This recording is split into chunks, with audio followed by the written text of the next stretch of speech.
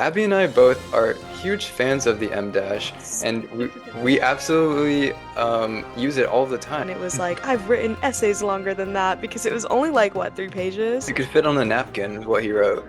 Yeah, Like I can't be too mad about it because I don't want any tariffs, so like the less the yeah, better. And I'm seriously. Hi everyone, we're back for episode 13 of Washed Up. We're washed up in Washington, D.C. in my case, and Abby's coming at you from Las Vegas, but soon to be Washington, D.C. We're here to explain and represent the latest news from a Gen Z perspective so that you don't have to watch the legacy media that your grandparents do. So yeah, Abby, how's things going with you this week? I am super excited. I met with my manager last week on Friday and we booked flights and stuff for me to get my move on and stuff. I'm actually doing training in Spain for I think like 10 days. And so they're flying me next weekend from um San Francisco to Spain, and then from Spain to DC, and then I'll make my little move in, and soon we will maybe be doing a live show. Like, that's so fun.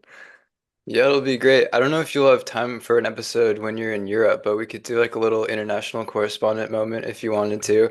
That was I remember we do like banquet awards at the end of student media, and that was what we gave to you because you're always traveling around. You think you'll be able to do an episode that week? Um, yeah, I think so. I was planning on bringing my mic anyways, and like my laptop and stuff. I think we'll definitely need to coordinate times and stuff Yeah, because I'll be like way more ahead of you in time than we're used to. But yeah, we could definitely make that happen. That'd be fun to do something from like a new location and stuff from like Europe. that. Maybe I could like interview people in Europe how they feel about the tariffs and stuff like that. Yeah. Yeah, definitely. And speaking of the mics, I finally got mine. Abby recommended this brand of mic to me. I think it's great, and I've only been mic'd up like 3 or 4 times in my life, but it's actually really fun, and I could get used to it. So I just wanted to say that. Listening back to like our episode last week, I feel like the audio quality was like much better than when we started. So it's been really encouraging. I feel like we level up in different ways every single week. Hopefully, you guys can see that progression as well. I know I was listening to last week's episode at work and I was so excited. It was genuinely our best episode yet, in my opinion. And some people had actually texted me, like, granted, they're friends, but people texted me, they were like, that was a really good episode that you guys did. I really liked how conversational it was. Somebody had shouted out that they really liked the little mini intro blurb that we did, and noticing about how we're trying to harden up our brand and stuff like that. So I'm really excited about everything. I just have a good feeling about the pod. Yeah, and our numbers keep going up as well, so that's also encouraging. If you're watching right now, so make sure to subscribe so that we can keep building that audience. Another thing about last week's episode is we actually didn't take notes quite as much as we normally do. Like last week was the first week where you and I didn't like really make a comprehensive list of like topics we wanted to do. So maybe that's the model moving forward, where we just come to the table each week with our own like opinions and ideas about things and then just hash it out from there. I know part of the reason is definitely because I've just been so busy with, like the move and Right? Yeah. the job interviews I've been doing. So I haven't had time to really write my notes down or do things besides like listen to it or read things here and there. And I think that it actually worked out in my favor. I feel like the scrappier I am, the better I am, if that makes sense. I always thought that way about like writing articles too. I would always do it last minute. Sorry, Carissa. Sorry to you too, I guess. Um, but No, me too. specifically sorry to Carissa. I used to always text her and be like, "Hey girl, like it's gonna be late this week." And she would be like, "I knew it. I was actually with you yesterday and I knew that you hadn't had it done yet." And I was like, "Okay. It's okay." Sorry. Carissa was the EIC before Colin, so when she was EIC when I was a news editor. Anyways, um No, but I feel like maybe like our notes that we've taken in the past, although helpful, they're kind of like training wheels, I think. Like I think we'll get to a point, and maybe we are at that point now, where like taking super detailed notes throughout the week of like, here's the latest topics, and are we going to talk about this or that? Like maybe we can take those training wheels off at some point and just like have an organic, completely spur of the moment conversation. That would be fun, I think. Me too. And I think that if we were together, like not on Zoom, that might even work out better. Like a more organic, face-to-face conversation. Hmm. Because it could probably just be like, I don't know, super casual and it's easier to be more casual when it's not like a camera on me and stuff like that. I'm wondering if I would be more eloquent if it was just like us two in a room together talking. Yeah, we'll have to see. We'll try that format out pretty shortly, I guess. Like probably within a month, we'll be doing that. So Hmm. that'll be fun. Yeah, do you want to start off with our good news stories this week? Yes. Do you want to go first? Sure.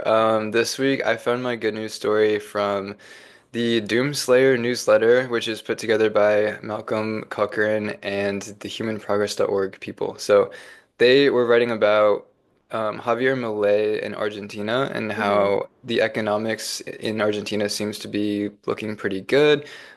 We've brought this up a couple of times because Abby and I both went to Argentina last year, and so we have an affinity for Argentina and personal tie-in.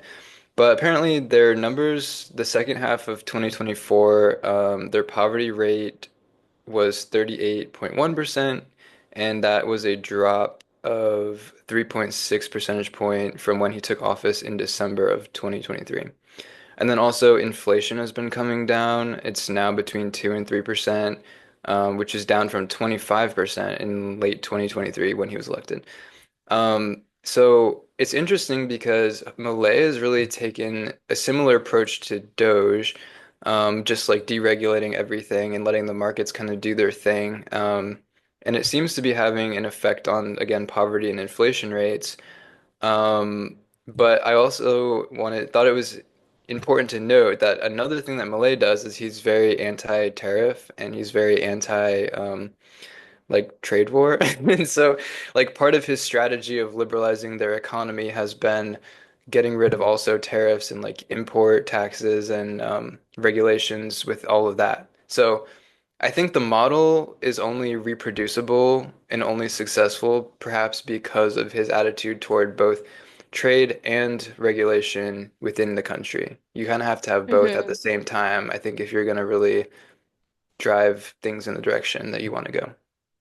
Yeah, I really like that you keep up with things specifically in Argentina because, like you said, we both have a little special place in our heart for that. And I remember when we were there, you were learning a lot more about the politics there and actually taking that class in Spanish. So I always thought that was really cool. I was there taking a biology class in English. But the tie-ins to like the yellow fever and stuff were there, and that's like why we were doing it in Buenos Aires. But I think Colin's class had a lot more current event aspects to it. Correct me if I'm wrong. Well, yeah, I mean, I think we talked a lot about like their political history. They tend to swing back and forth like a pendulum pretty dramatically. So you've gone from like Perón, who was kind of authoritarian, all the way over to now Milei, who's like complete libertarian. And so they tend to swing pretty dramatically back and forth, which I find interesting. And also the reason I keep up with it is because it's definitely like a backup plan for me. Like, what does a person have to do to get dual citizenship in Argentina? It's an open question. Um, so yeah, I think it's a fascinating country, and I would want to go back anytime, really. Yeah, I loved Argentina so much. It was so fun. And I think that you got to know the city a lot since you were Walking. dataless and walking. That was honestly really cool that you did that, but I'm sure that you know the city so well still. And well, I didn't walk everywhere. I have such a distinct memory of when I went to visit you at the hotel that y'all were staying at, and then coming back to where I was staying because I was living with someone like homestay kind of thing, and just like taking the taxi cab at like 2 a.m. Down the streets. I don't know. It's such a moment in time. It's in my brain forever. Yeah. Because the taxis just like run all night long there. It's great. Everything is so lively over there too. I have a friend who is studying abroad there again, so I'm really excited for her to experience it for another 5 months instead of just the 3 weeks that we went. Maybe we can do a washed up pod from Argentina sometime if they're willing to have us. Yeah, yeah. We should do a travel tour and we can add all the cities that have added to our development over the years. as Yeah, that'd be young Gen fun. Zers. That'd be so fun. Anyways, speaking of the youth, my good news is about Nevada's Department of Education. So I'm from Nevada, and I feel like I've plugged that a lot throughout our podcast. And also something that I really care about is education because Nevada's is so bad, and I think that's what has reinforced why I think education is so important, especially for kids who are required like K through 12. Our education system doesn't isn't the best. We're always ranked like very low. Like I remember always looking it up and us being like highest I remember being like 46th in the state. But I was looking up some statistics, and the Nevada Department of Education is the largest education budget in state history that there's ever been. And some results of this is that the teacher workforce increased by 1,200 educators year over year. And there was a 30% reduction in teacher attrition, and also the absenteeism, like kids being absent was decreased by 9%, which I think is really good too, because I know a lot of people who skipped a lot of school and stuff like that, and kids who weren't able to graduate high school, and I never really like to blame children for that. I think it's the result of a crappy system. And I'm always in favor of Nevada doing more and more for our education, which is actually something that voters, blue and red voters in Nevada both agree on, that there needs to be more money within our state education system. So I'm glad that that's happening. That sounds really positive and sounds like they're maybe rebounding a little bit from like COVID when I'm sure like being a teacher was the worst at that time. So maybe now like the incentives are back for people to be becoming teachers and then like you said, remaining teachers for their whole career. So yeah, that sounds like a great shift forward. Yeah, and all this data I got from Nevada Department of Education, like the government site. So if you guys want to look it up and fact check me or anything. But yeah, I'm really excited for that. I always thought to myself that if I ever became like really rich, like my form of philanthropy would definitely go back into the education system, specifically within Vegas or Nevada, and then also in collegiate journalism. So it's like two pillars of my life that I think has shaped who I am and like what I care about a lot. And those are just two things that I've always wanted to give back to. So hopefully in the future I'm able to do that. Yeah, for sure. We gotta first monetize our YouTube channel somehow, Yeah. which you guys can help us with if you subscribe. Yeah. So you guys heard it here first. I will be giving back to the community if my career allows me to. So, Didn't USD like hit you up asking for donation recently? oh yeah, I donated $20 to the sustainability initiative at USD. I really tried. I tried so hard to donate to student media. Like I was telling this to somebody, I forgot. Some probably one of our friends, and the telefunding people at USD, which is like all run by students. It's kind of funny. Like they called me and they were like, "Is this Miss Abigail Caviezo?" And I was like, "Do they not tell you how old I am in that? Because I literally graduated, guys, like 8 months ago. So I'm so confused why you're you're referring to me as so formally." And the kid that was talking to me was like, yeah, like I really love talking to alum, like all this stuff. Like, what have you learned since in your time in the real world? And I'm like, barely anything. Like, I was like so real with this kid. Like, I don't know if it was because I was feeling lonely that day or what, but like me and him were talking for like 30 minutes. And then he was finally like, okay, so yeah, you know what I'm asking you for, money. Like, I know you just graduated. Like, it was really nice to talk to you. And he thought that I wasn't like gonna do anything. But I was like, you know what? I want to give $20 to student media. Can I do that? And then he was like looking it up. He got his manager over all this stuff. And they were like, you actually can't do that. So instead, I donated to sustainability, which for some people who know me, I worked for the sustainability department too, within facilities at USD. So I'm glad that it went to my old boss's department there, but $20. I wanted to specifically donate to student media, like the exact prices of what lunch used to be for us. Like I was like gonna be like, Yeah, okay, 50 lunch on bucks. me this week. But yeah, that Was was it just 50 or 70? I think that when Carissa was EIC, it might have been more. And then, like, Oh, I imagine that it was like the EIC before Carissa, the most. And then it was like just downhill more and more because I remember we used to be able to like order sushi burritos and like pay the remainder of like 20 bucks and we would all split it, which is like, it's just like, more expensive now, incentive. maybe incentive, yeah. But I don't know. So if they call you, Colin, you are unable to donate to student media. Oh, damn. Well, I used to be one of those callers, which is why they have me on a special list I know of like past student telefunders. So I'm just waiting for the day that call comes through and I'm gonna pick it up and be like, I know exactly why you're calling. Like, and then keep them like in suspense the whole time and then like have a 30-minute conversation because I still love having those conversations where like it just eats up your whole shift and then at the end drop it on them and be like, okay, I'll give, I guess. That is literally what happened with me because I knew exactly what was happening when they called me, but I didn't want to like hang up or anything like that. They actually called me while I was driving one time and I answered and I was like, "Hey, like just call me tomorrow. I promise I'll answer. Like here's the time range that I'm off work. Like I'm just driving right now. I'm really busy." And yeah, they did call me the next day, and I ended up talking that kid's ear off. And he was like, "So what are you doing now? Like all this stuff." It was just funny because I felt so like old when he kept calling me Miss Abigail Caviezo, and I was like, "You can call me Abby. My name's Abby." Oh, that's funny. Well, yeah, so we support education initiatives and journalism initiatives.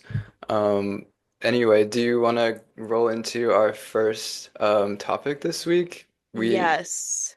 So we left off last episode talking, or I briefly threw in that the Attorney General Pam Bondi is seeking the death penalty for Luigi Mangione, and although this all went down in December with like his arrest for alleged killing of Brian Thompson, the Healthcare CEO, um, he is like now going to be facing the consequences of that, and they're the Trump White House or the DOJ is saying that they want him to face the death penalty. So how do you feel about that? I am just anti-death penalty in general. Colin and I talked a little bit about this over text, but I don't believe that any humans have the right to decide when somebody's life ends, even if it is to punish something or somebody for something that they did. Like even the worst crimes I just think about and I'm like, and it's hard for me to say in terms of my experience because obviously I've never, or maybe not obviously, but I'll let everyone know that I've never experienced a scenario in which anyone has done me or my loved ones anything violently harmful. So I don't like I'm struggling to make an absolute statement of being like I absolutely am not in favor of the death penalty, but I do think that I'm not in favor of the death penalty at all. But when push comes to shove, I wonder if that would be different. But that's a whole other thing. I'm not in favor of the death penalty because, again, I don't think that humans should allow when other people's life ends. I think it's a very godlike, unnatural thing to control. And I almost think that punishing them with life in prison is way worse than death. Do you know what I'm saying? Like having to live with the bad thing and like Right. be a person not a part of society at all and do these things that are so monotonous. Sorry, I mispronounced that. In jail or prison or something like that. Like I think that they can have the punishment of life in jail and prison over the death penalty. I'm just not a fan. How about you? What are your opinions about the death Yeah, no, penalty? I completely agree. I mentioned last episode that I think the death penalty is wrong, and I think we'll look back on it with I think we'll look back on a lot of like the prison industrial complex, if you want to call it that, with horror of how messed up it is, like on the level of some of the most grave injustices that this country has ever had its hand in, I would say. I think it's embarrassing how inmates are treated, but in general, but specifically there's such a hypocrisy to putting people to death by like the state exerting that power on individuals when that's what the individual is being punished for. Like especially in the case of murder. If someone is being accused of murder, like charged with murder, sent to jail and facing the death penalty, how does murdering that person back as like retaliation make any sense? That's just stooping to the level of the person who's being punished. So I just think it's completely immoral, disgusting, and I think it's in this case with Mangione. I really personally dislike Mangione. I wrote a Substack about it right after he was arrested about trying to explain like why do people in our generation seem to have an affinity for him? And I think it's because of what he represents. He represents like standing up to the system that a lot of Gen Z sees as oppressive and I don't know. I think Gen Z has a sense of like entitlement and they expect everything to just happen like overnight. And so murder is a really like quote unquote effective way of communicating anger and getting things done quickly or I don't know. It's so fucked up and perverse. Sorry, excuse my language. But anyway, I think with Mangione, it's like they're seeking to put him to death because they want to put down what he represents to people in Gen Z. But if they do in fact kill him using the state's power to do that, the death penalty, then they're just going to inflame whatever he represents to people. There was an article the Sun Sentinel wrote, an editorial, and the title that they had was something like "Don't turn a killer into a martyr." And I think that's Mm. exactly what they're going to do if they, in fact, find him guilty of the crimes he's accused of, but then take it a step further and seek the death penalty. It's ridiculous.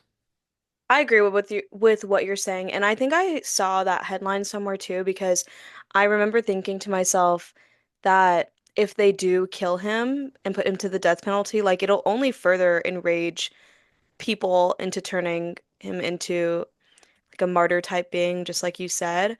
I think that there's that argument, and then there's also that argument of like people saying, oh, Mangione's only being put on the death penalty because it was a really rich CEO that he killed. There's been murderers before killing like Right.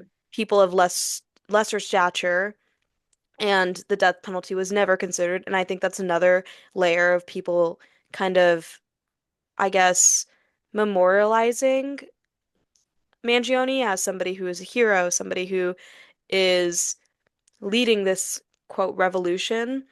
And I think that I have said this time and time again. I think revolution does not happen with one action. I think it takes many and small actions and growth and impact over time to make something catch. Like, I think it takes community and people coming together to be able to make real change. And I agree with you that murder is not the answer on either the death on both the death penalty part and on Mangione's part. Like, Yeah. and I also remember thinking like, did we talk about Mangione on our No, I don't podcast? I don't think we ever have because we started our show in January. Oh, So okay, okay. I remember us texting about it before the pod was started because we always texted about headlines and news and whatnot. And I think it was you who was saying like, and people are talking about how he had this manifesto and stuff like that. And it was like, I've written essays longer than that because it was only like what, 3 pages? it could fit on a napkin, what he wrote. Yeah, like it was like it just seems like such a waste in his life because I know that he came from somewhere with money and like he has an education and I a lot of people who have spoken out for him who knew him, it seemed like he was a really bright kid. And so it's just a shame that this is his legacy with people, I guess. Like, was he a martyr or is he crazy? I don't like um that on both sides like people are able to remember him in different ways, I guess. And another comparison people make is online people compare him to Katniss Everdeen.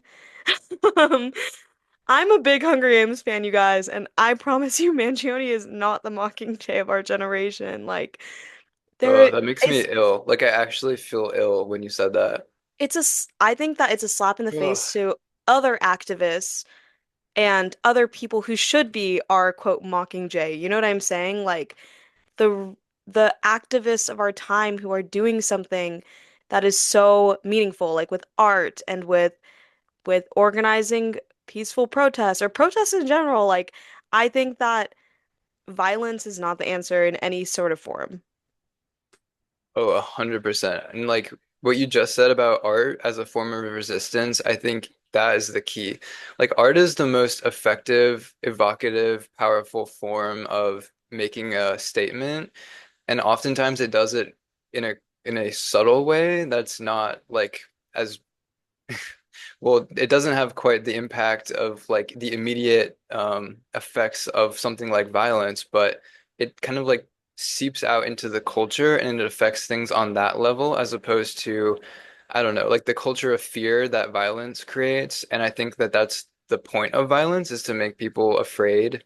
Um, and I hate that. I think it's terrible. And I hate the death penalty for the same reason because I think it's done as this way of like keeping people in check. And I would rather people like be kept in check by their own internal value system that they've cultivated um, through meaningful conversations and community engagement and art. Like that to me is the way that you keep a society in check, not violence. But yeah, I mean, it would be hard to find someone who dislikes Mangione more than me. After like I kind of feel a little bit like an anti-Mangione. He also is from Maryland, like I am, and I just like I know his type. I feel like I understand. It actually was making me want to explore like forensic psychology a little bit and like maybe pursue something with that, but that's a whole nother thing. Because I feel like I understand his like profile very well. Like you said, he's very like privileged. He's had all the education, all of the support, all of his life, but that leaves him like feeling a sense of emptiness or feeling of like I didn't deserve what I have, therefore I need to like do something to show my like fealty to the cause of like that other people care about. And I don't know, I hate violence because actually I brought this up with you, but my great grandma was murdered in a grocery store that my family used to run in East Chicago. And I feel like I understand very intimately the impact of something like that, where it trickles down. Like my family was not the same for 3 generations after that. A lot of issues came down from that event.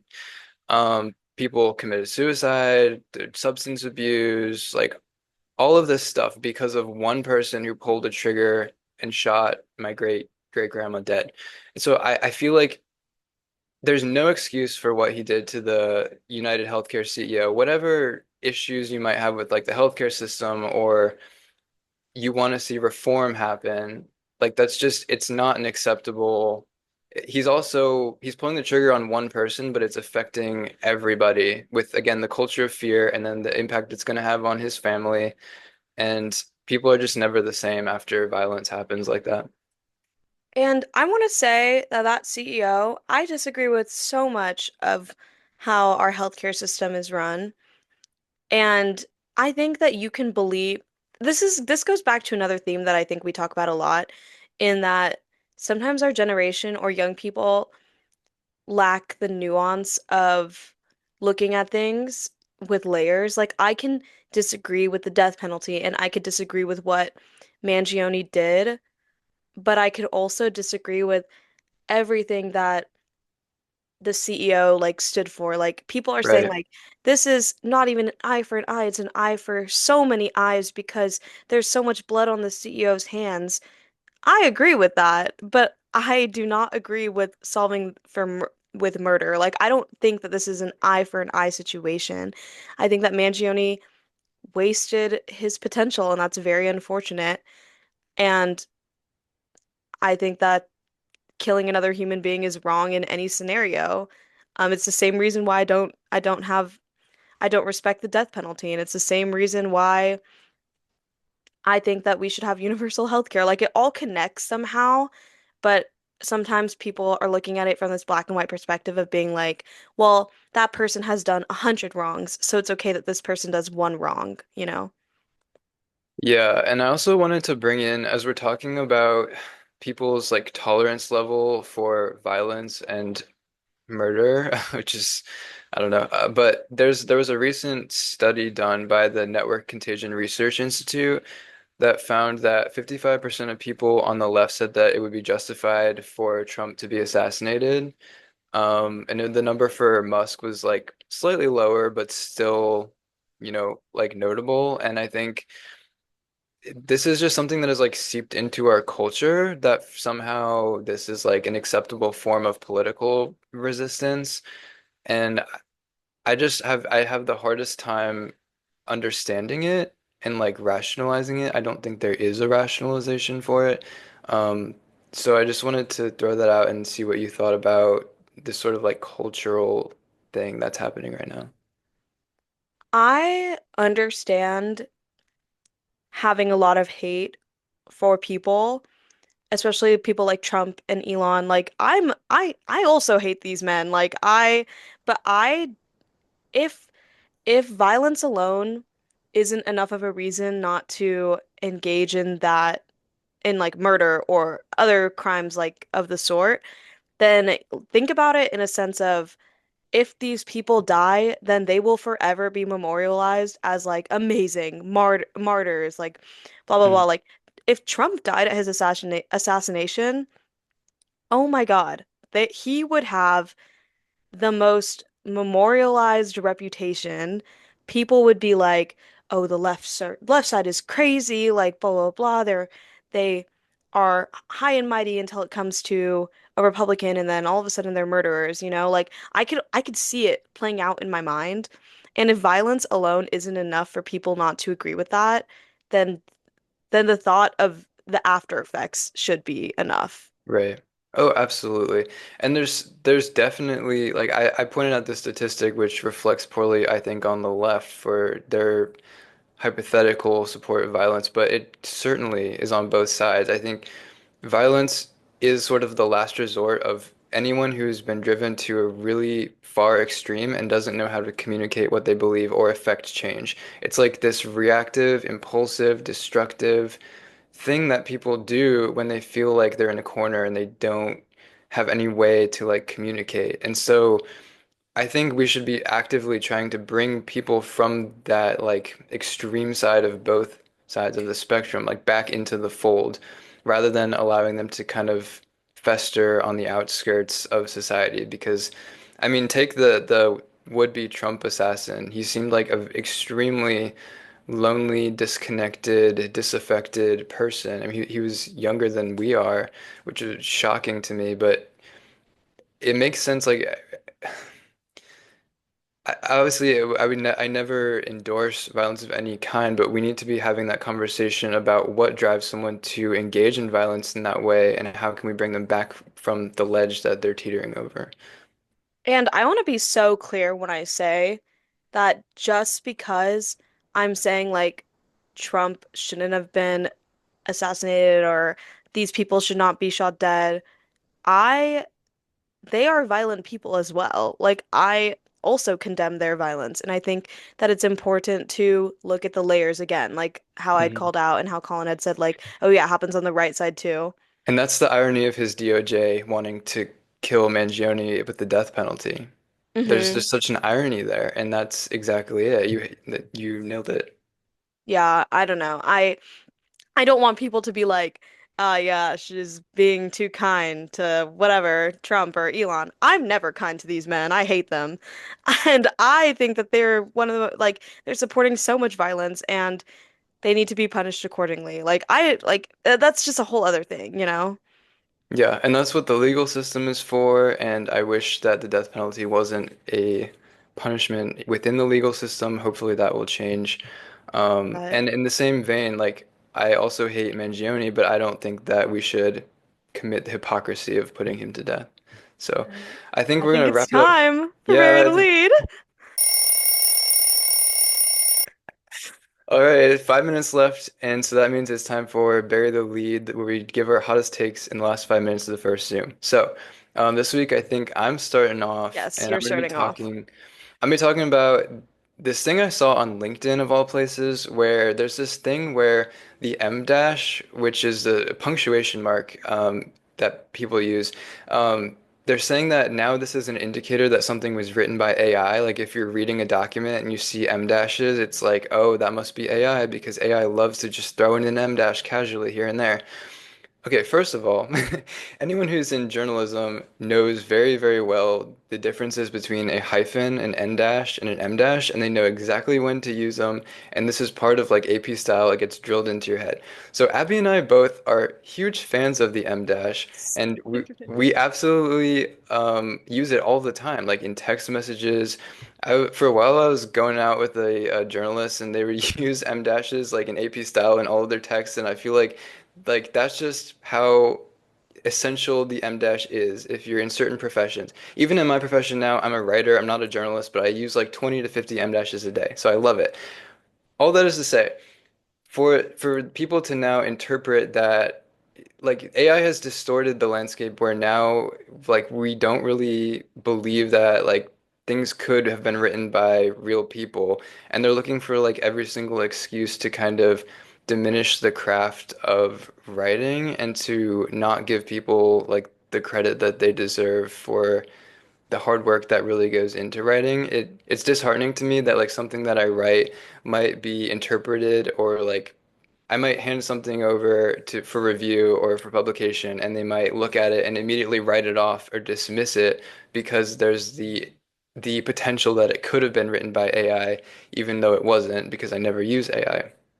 And this just sort of the way that AI has distorted the landscape of journalism and media is really troubling. I don't know where things are going to go from here, but I just remember this was a conversation when we were in the newsroom of our old paper, and at the beginning of the year, they asked, "Are we going to allow for AI in anything that we do?" And I kind of put my foot down and said no, because that defeats the point of what we're doing here, which is we're trying to teach people the craft of journalism and teach people how to write well. We were student journalists, so like using AI would completely defeat the point. And I think that AI is defeating the point of a lot of things that happen within media right now. Totally agree. And just to get into my stuff, I'm also going to be talking about AI a little bit. I'm talking about journalists and interviewers specifically. I have probably mentioned before, but I don't like the idea of like influencers being interviewers or the idea of everyone being interviewers. I think that interviewing is such a specific type of art, and I think the reason why this Bury the Lead has been brought up for me was because I was with a common friend over the weekend and she was asking me who I thought were really good interviewers. And I was calling out people like Sean Evans of Hot Ones, if you guys know him. I think he asks the deepest questions. And it's like it throws these celebrities off. They're like, oh my gosh, wait, how did you remember that? And it's so well researched. In long form interviewing in particular, you can tell when the interviewee or interviewer is not researched as well. Like, I don't like the idea of having like cue cards and like these really scripted questions. Another reason why I brought this up is because I was listening to Alex Cooper's interview of Meredith Grey. I'm forgetting her name right now. Ellen Pompeo.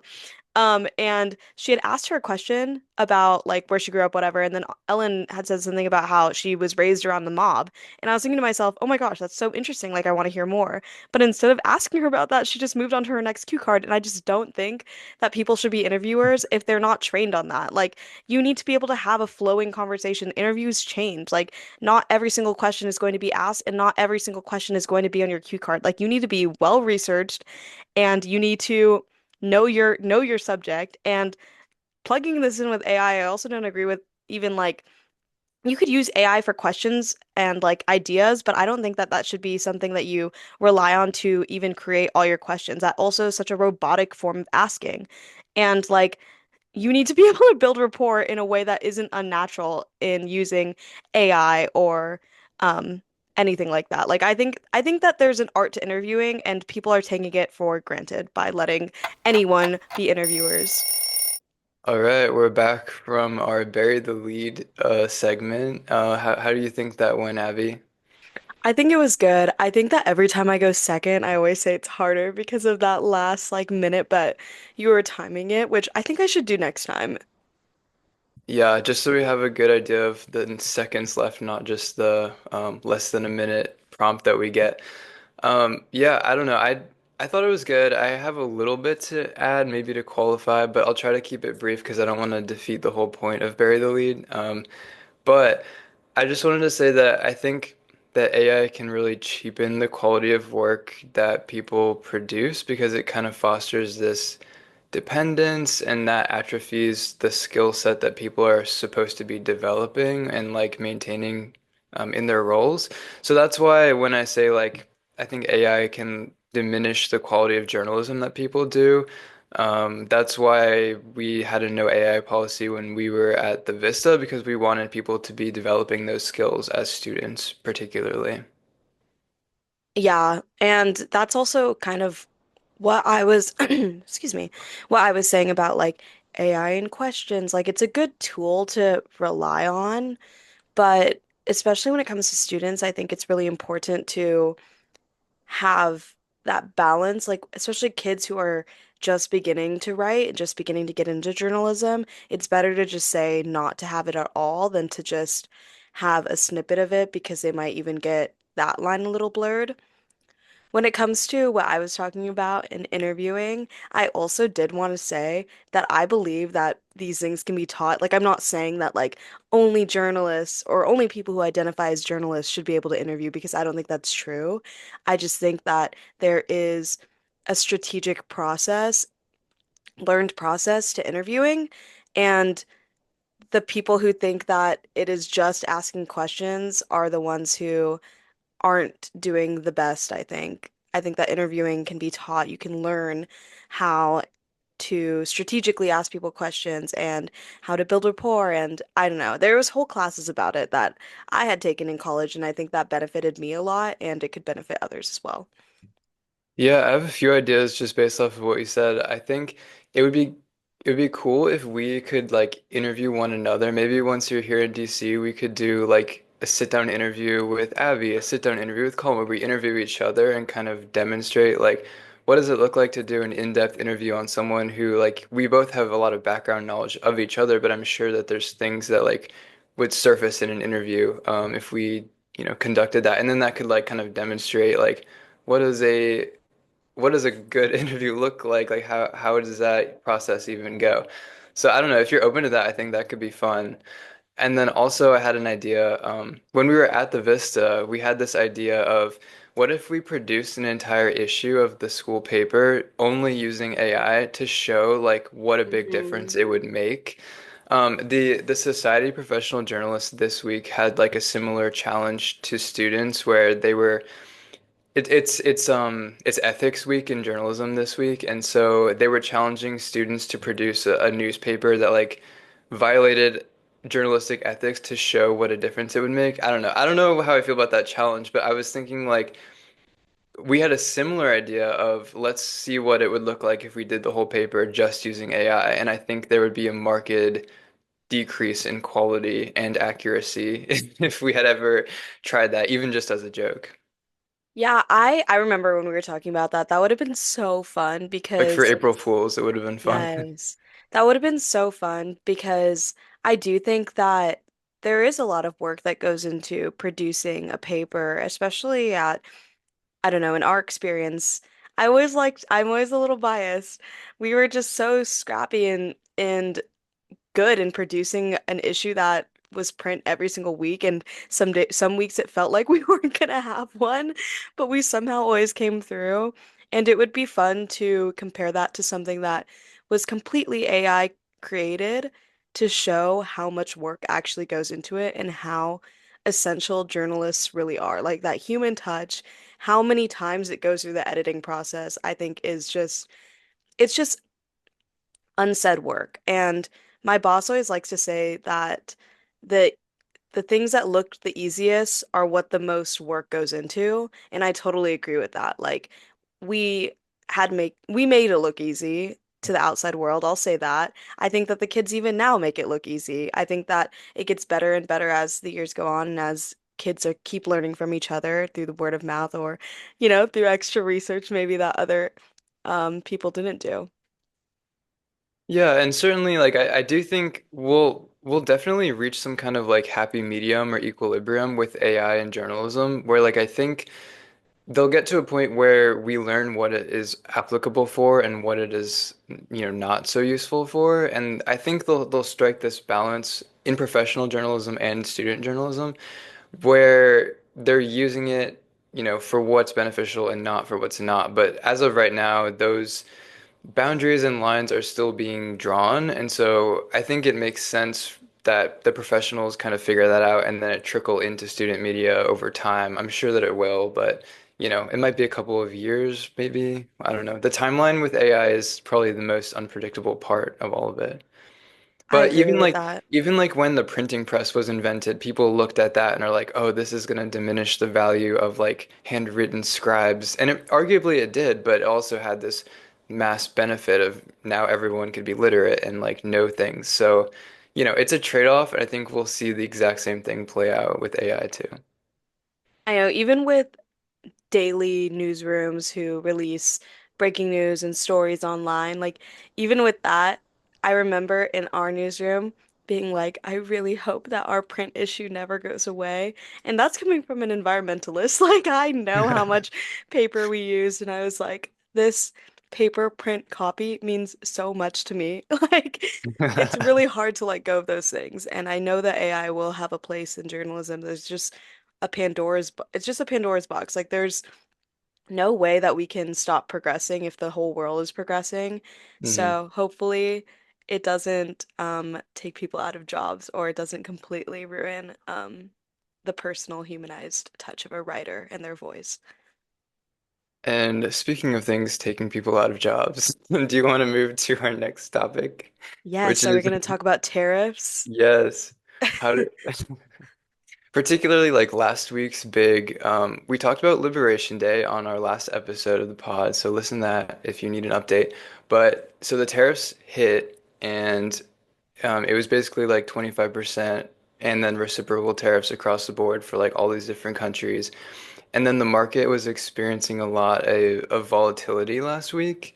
And so then Trump kind of reversed himself on it and said, okay, actually, we're going to have a 90-day period of before the tariffs kick in. So that gives them some time to like negotiate deals with other countries. And, just for the market did kind of rebound after that.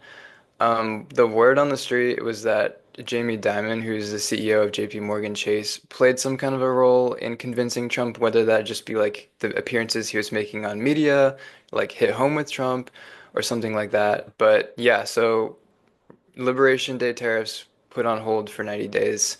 What do you think about that, Abby? I thought it was interesting timing. I remember I was with a mutual friend, and she looked at me and she was like, "Did you look at the stock market this morning?" And I was like, "That's honestly not a part of my daily routine, but I will today." And we were talking about how it nearly doubled, and I was like, "What happened?" And then that's when I kind of did my little research for a bit and was like, "Oh, okay, the 90-day rule, everything like that." I know that the tariffs in China are still the same, no? Oh, yes, those are the only ones that they are keeping in place, irrespective of this 90-day period. Do you know why he decided to do that?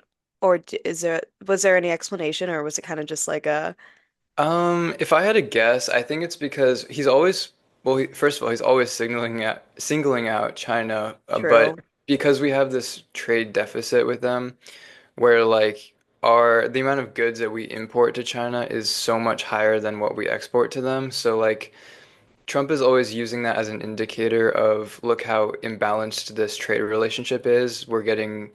For some reason, he equates the trade deficit with us getting screwed over, even though there's really not a direct correlation there.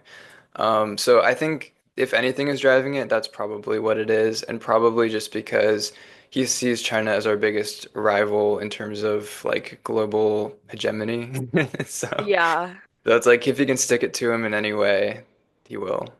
Yeah, I saw some people being like, see, Trump is fixing the economy. Like, look at this. The stock market doubled, blah, blah, blah. He has so much power. And I was like, okay, guys, let's look at why we're doing this. Um, how did you find out like about what was happening there? I know that we texted a little bit about it. Yeah, I mean, just the market, crashing. Everyone's talking about it. Casually. Personally, like, I think I don't understand the reactivity there. Like, to me, like when the market is down, that's when you buy, and then you just hold it for as long as you can until it's up again, and then you sell. Like, there's sort of this mentality that I think comes from Warren Buffett, where he's like, it's not a loss unless you sell it at a loss. And so I get that some people aren't in that position to like hold stock necessarily, but I think like when the market is down, that's when you should buy and plan to hold it for a period of years. Because I mean, eventually I do think it'll go up again. Some companies might go under completely, but like you just got, yeah, I think you have to have a longer term view of it. And all the people who are trying to like make a quick buck on the stock market, they're really the ones getting hurt in all of this. Yeah. And I don't even think that people like Trump or I think you had written this down too, like any congressman type people or whatever. I don't think they should even be involved within like stock market trading and stuff like that because I think it's a conflict of interest. Hmm. And I know that you and our notes had said that too.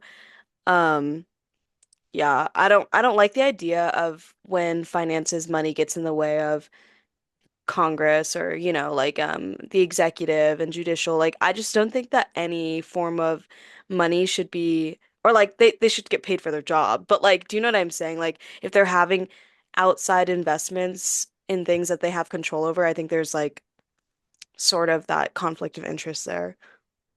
Yeah, I mean, I think it's a very interesting question and one that we probably are going to have to resolve sooner than later because a lot of like sitting Congress people, are very active in investing and there's even like I know there's Instagram accounts out there that I've seen that will like track the stock deals that the Congress people are making and try to like make that public information so that the public can do with that information what they will.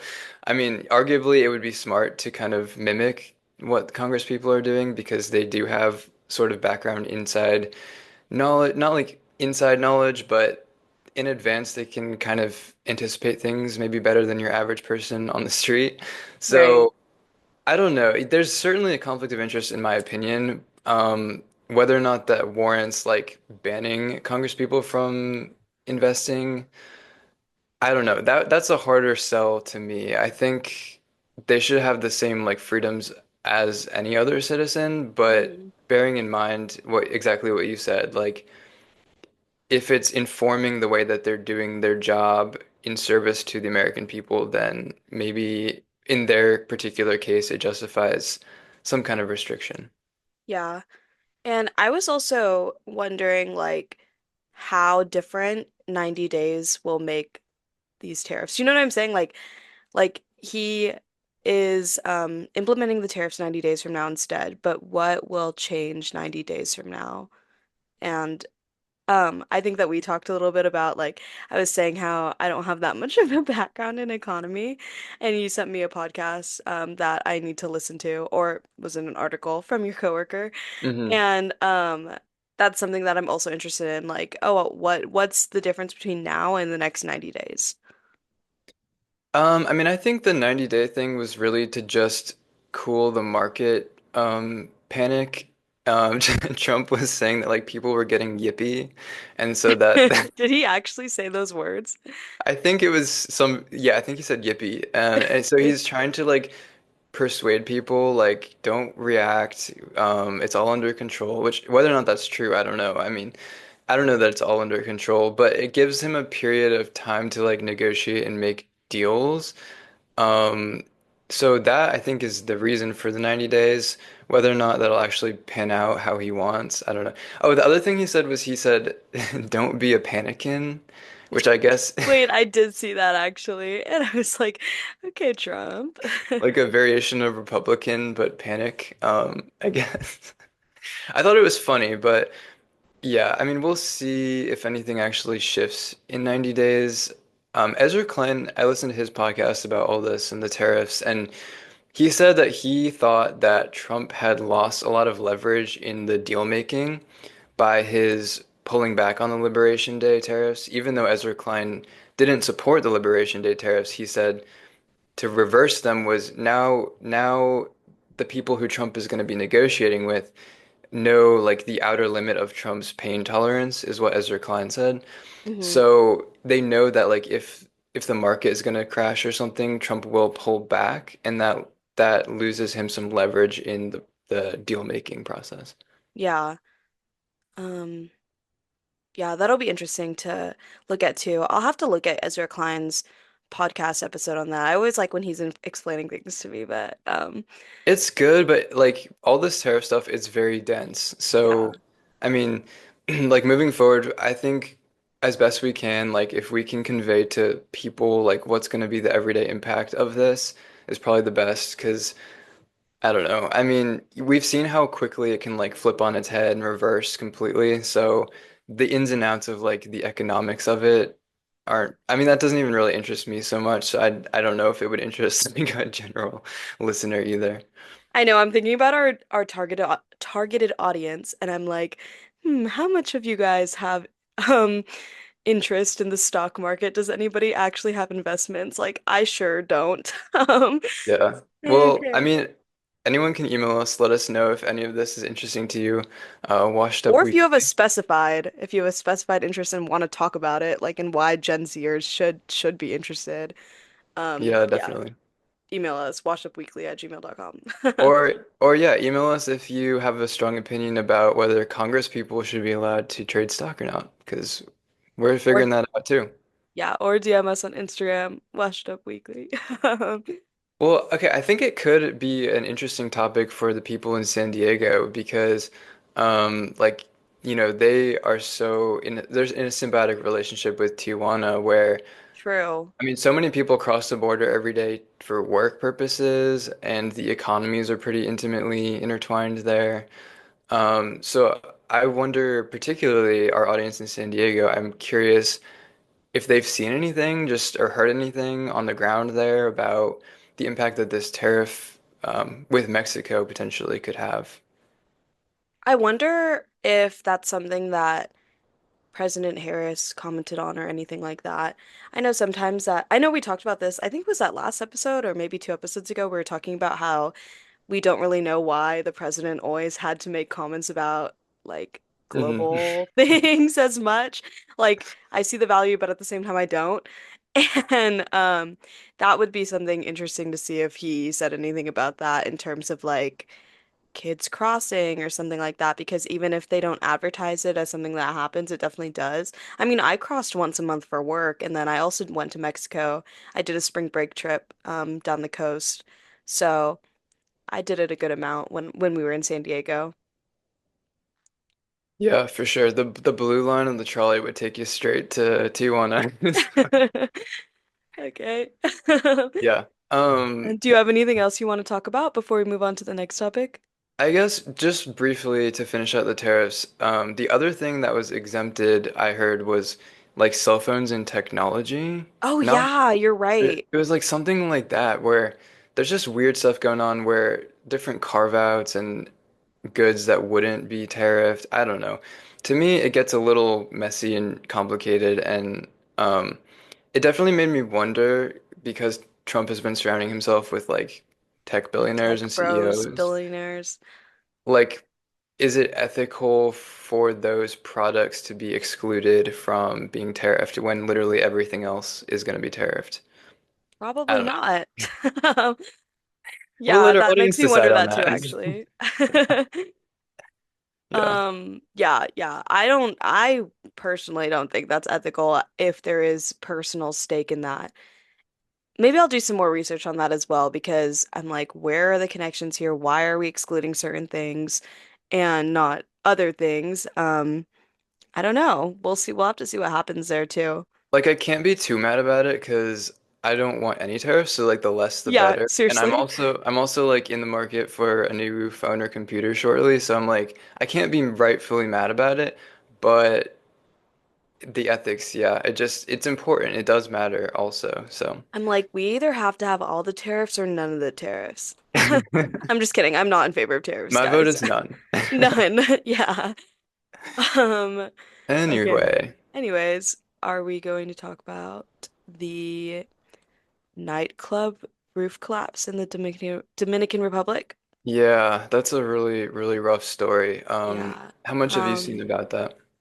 I first heard about it through, I think, NPR. They always do like a daily update or two. And I remember thinking to myself, like, oh my gosh, this is a huge story because obviously so many people died. I have an article from the AP pulled up here, and it says that um, burials are beginning as a search ends for victims in the Dominican nightclub collapse that killed 221. Um, I think that, yeah, I think that it was a really hard or not watch, listen and read. And there were some people who are gathered outside the funeral for singer Ruby Perez, who was inside of a closed coffin. Perez was performing there, and then when the collapse happened, unfortunately died along with other victims as well.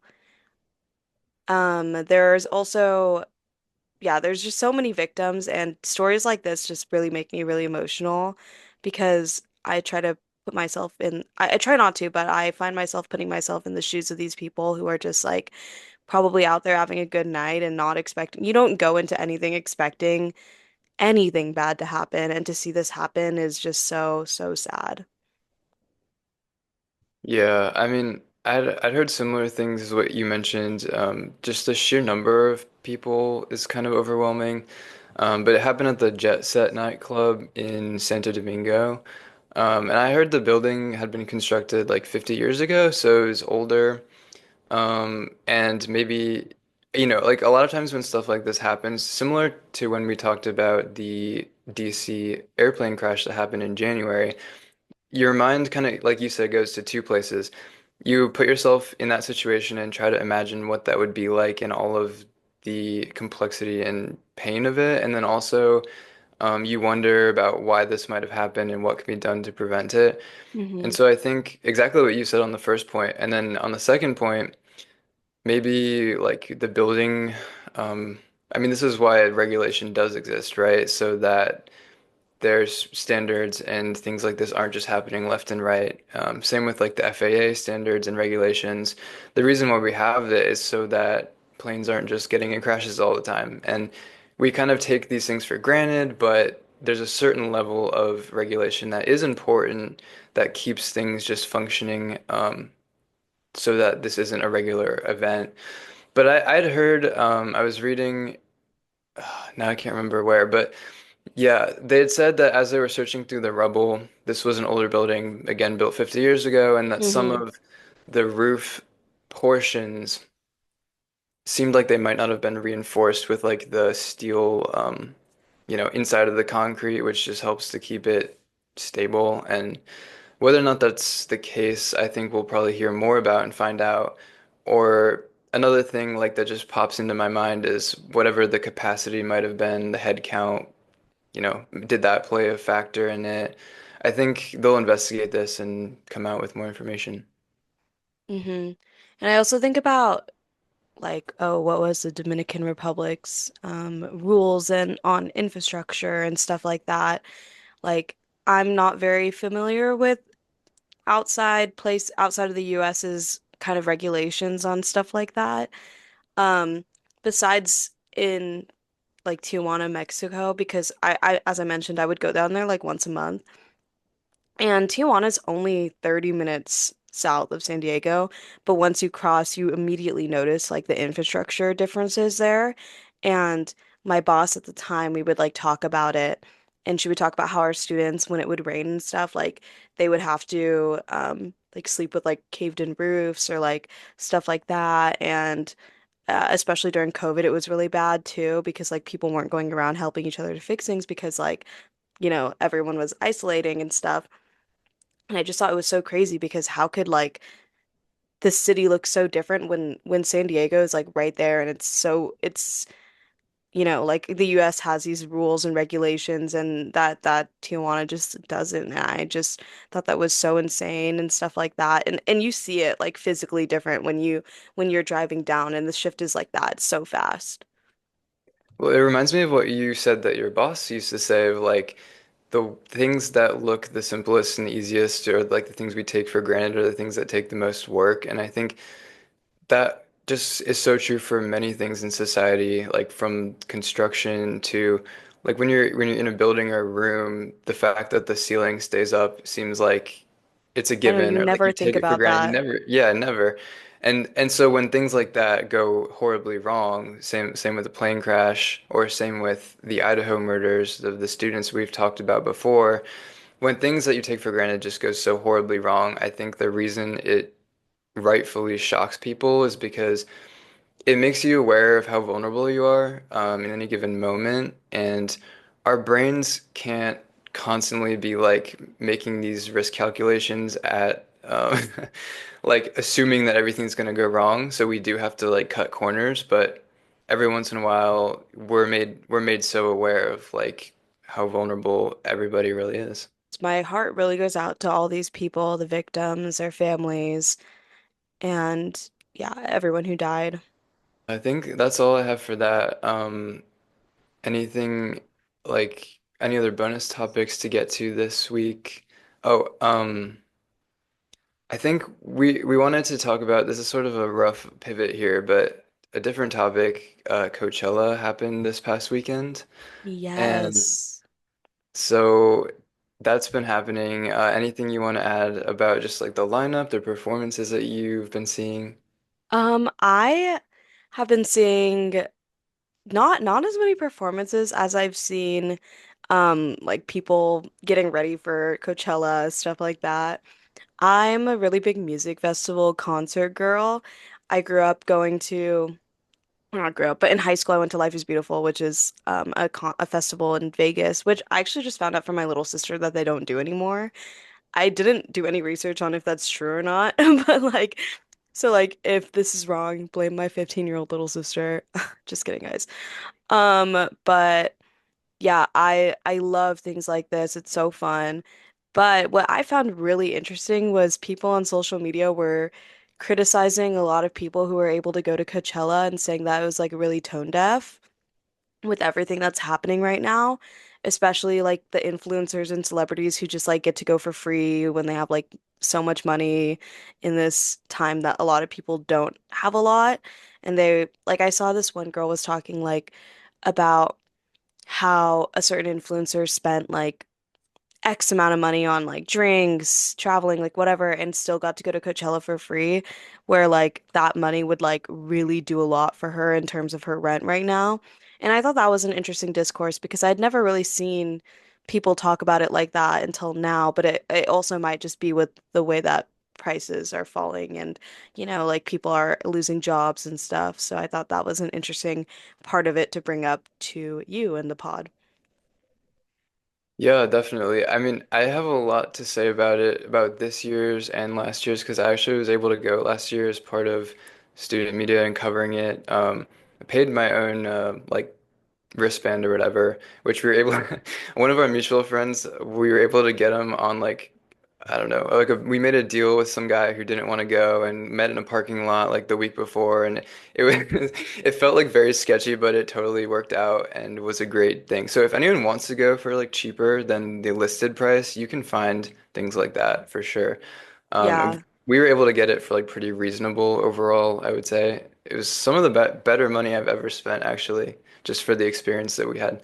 But yeah, no, that's an interesting point about sort of like what's going on in the world versus like Coachella kind of feels like this fairy tale land a little bit where everyone's like I don't know. It can be quite self-absorbed. I think it does draw a lot of influencers, and the events company that puts the whole thing on are very, very good.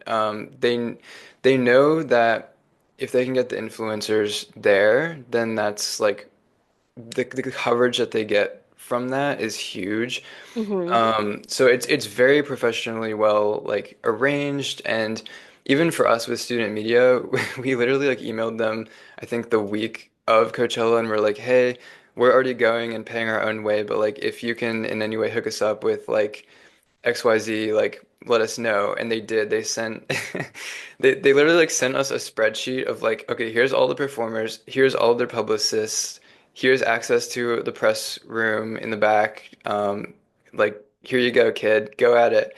And so it was so fun because me and the our friend who was going for the USD TV to cover it, we were like a kid in a candy store and stayed up all night to drive there, got there in the morning, got to Starbucks, pulled out this spreadsheet and started like drafting questions for different performers and artists. The only one who I actually wanted to interview was Lana Del Rey because she's my favorite. And so I was like drafting up what I would ask her if I got to interview her and sent it off to her team and whatever, but they came back and said the only people who Alana's interviewing with is Vogue. So I was like, it's like, damn it. Maybe next time.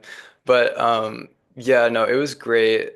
She headlined that year last year, and her performance was amazing. I wrote an article about it if anyone's interested, and um, completely life-changing, I would say, because she's been my favorite artist since high school. So, I mean, I think Coachella is great because it does like offer that to people, that connection with their favorite artists, and it's again such a well put on event. And I think this year was really great. The Lady Gaga was the headliner, and she was kind of really pushing her latest album that came out in March, which I'm a big fan of too.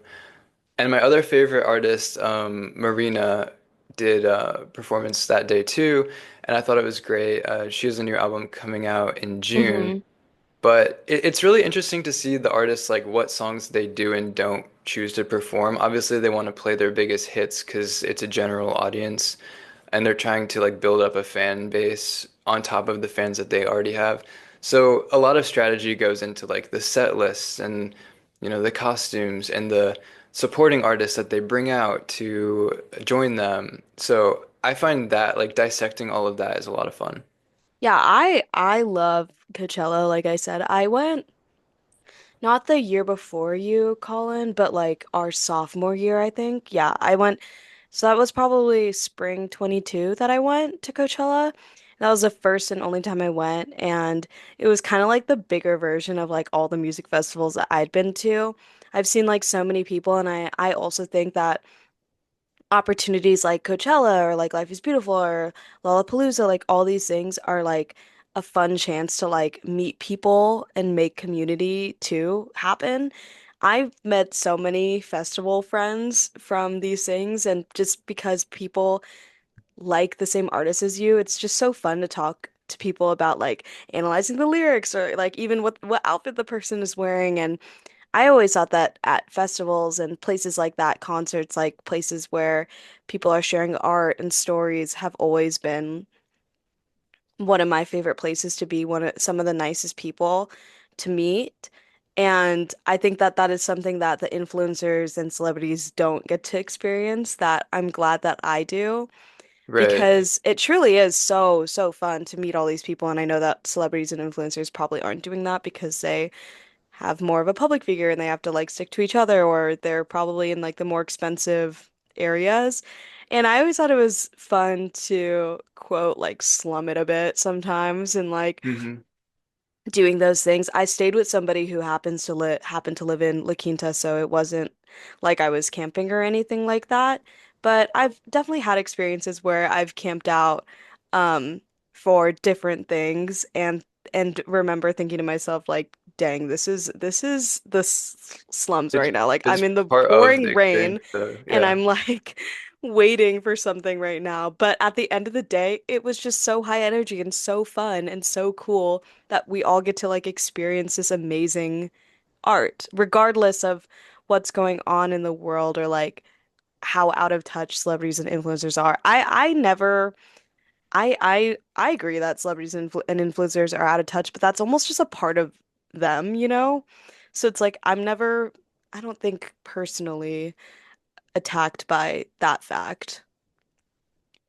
Yeah, no, I 100% agree. We did car camping last year, and that was definitely like part of the experience. Like it wouldn't have been the same had we even just been staying in an Airbnb. We really got to like rough it a little bit, and Yeah. it was rough, but it was fun. And also to the point about it being like a bubble, very insulated from reality at like music festivals, especially Coachella. I had this moment that I'll never forget. Where I was in like the press tent in the back because we'd gotten that back access and whatnot. And I was trying to edit our weekly paper that week because I still had to like do my edits as at the Vista. And I was like I was doing all my edits and like making sure it was all accurate, the news and whatnot. And there was news coming in about like Iran was launching missiles at Israel again, and it was just like the stark contrast of being so like focused on the news and world events, and then I'd like step out of the press tent and it's like, oh, there's Kesha and she's performing TikTok, and now like back to my back to my laptop again. Like it was like the stark contrast of it was very obvious.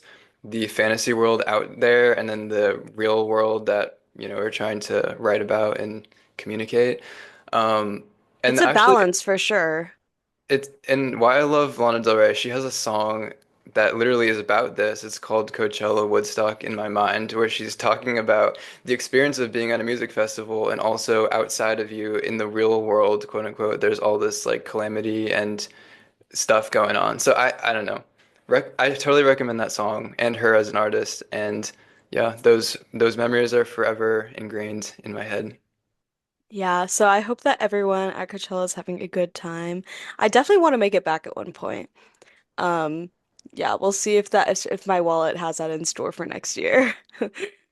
Or if you're a student, again, like they'll hook you up if you email the right people, if you're on it, and you have an audience that you're trying to communicate to. Like these festivals are great opportunities to get your foot in the door. So I think the Vista is maybe going to like Stagecoach or something. I don't know, but yeah, Who I knows? recommend Maybe, just reach out. You never yeah. know. Just send an email, reach out, and maybe it works out, maybe it doesn't. But you don't lose anything by asking, I think. Yeah, maybe we should do that, Colin, with our Next year. podcast and be like, "Hey, we have a Gen Z audience and we would like to cover this for our podcast and do a whole special bonus episode on it if you would like to send us free tickets." Yeah, Um, maybe next year we can do that. All okay. right. That's it for this week, though. Washed I'm still- about.